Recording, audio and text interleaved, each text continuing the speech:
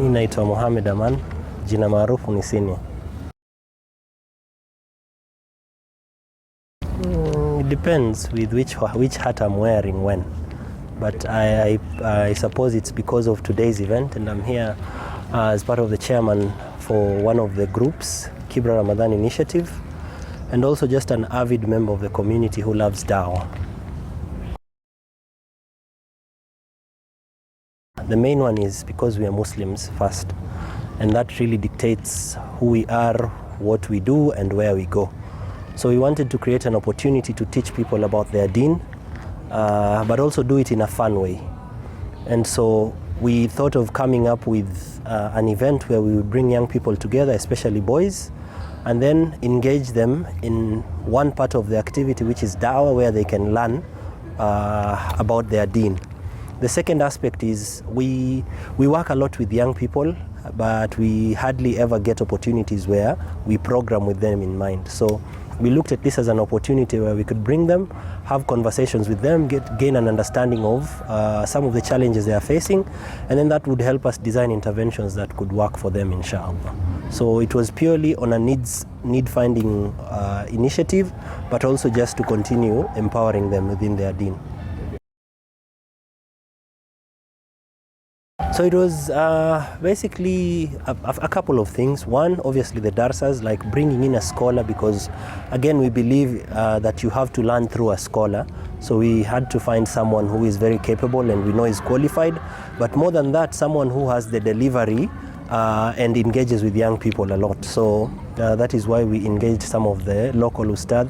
I think Ustad Abdul Nasser Abdul Aziz was here with us today, and we could tell from the reaction and the responses of the participants that he tried to reach out in an approach that they identify with. So that's one of the things. The other thing is we wanted to really get young people, especially the boys, to open up and share.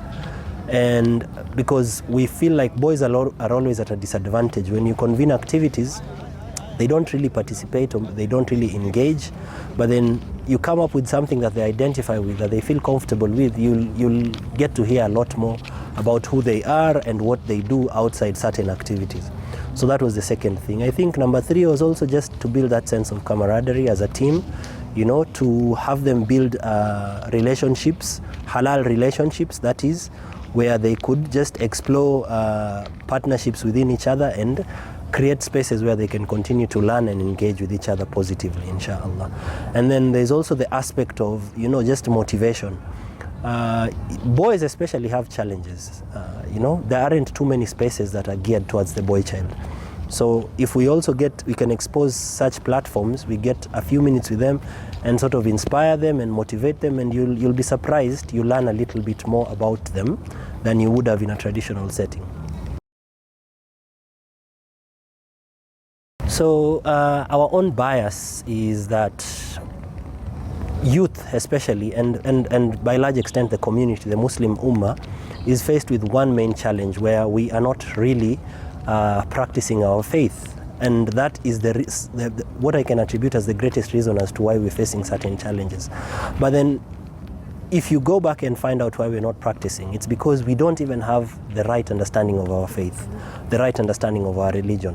So that is one of the biggest challenges we're facing, that young people are exposed to knowledge, but it's not the right and consistent knowledge in accordance with the Quran and the Sunnah of the Prophet sallallahu alaihi wasallam. So that is the biggest challenge we have to address, that there aren't enough opportunities where youth are able to access and learn about their deen in a friendly environment that is convenient to them. I think another challenge I would bring forth is, like I mentioned earlier, there aren't enough platforms where young people can be exposed. So we have to be very ingenious in how we design interventions that could appeal to them and bring them, because we could have the best teachers, we could have the best shuyukh, but then if we do not have the young people there is very little benefit. So we have to be very creative in how we create spaces where they can learn about their deen, inshallah. So actually this is not really the first program. I think we've been doing a lot in terms of doing darsas and small youth events, and so it's just how to make it more efficient and effective and how to create a bigger impact in terms of what we do. So we've through our partnership KRI and NUSO, we are exploring avenues that are joint because we have largely targeted the same audience. You know, these are all young people within Kibra.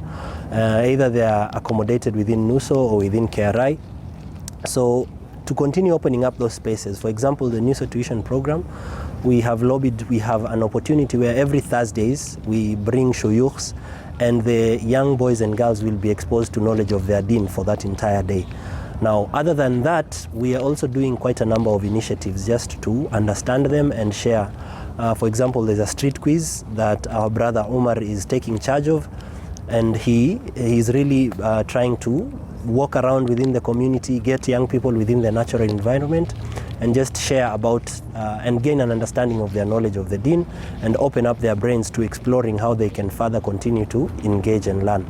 And then we endeavor to continue doing darsas as oftenly as possible, but then these darsas are not just geared to the young people, because we realize you can empower the individual, but then they have to fall back within a certain environment. So likely they go back home. And if this environment at home is not transformed, then there is very little chance that they will actually have an impact. So in as much as we engage the young people, we need to engage the parents as well through the darsas.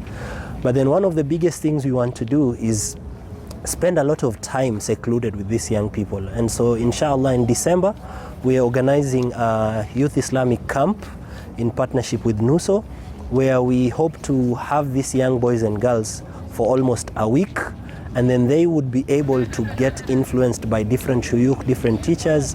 We would have amazing activities, you know, team building initiatives and the like.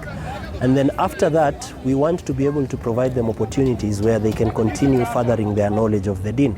For example, if there are madrasas, we will share what madrasas are available.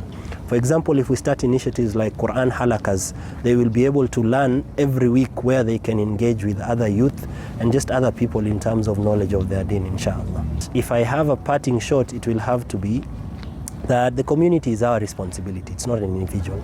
So we have to literally continue coming up with very creative ways of doing da'wah besides the mosque, because these young people are not necessarily in the mosques. These are people who, they have challenges. So we have to be very creative in how we continue to engage them, inshallah, and we hope we'll continue to take advantage of these resources.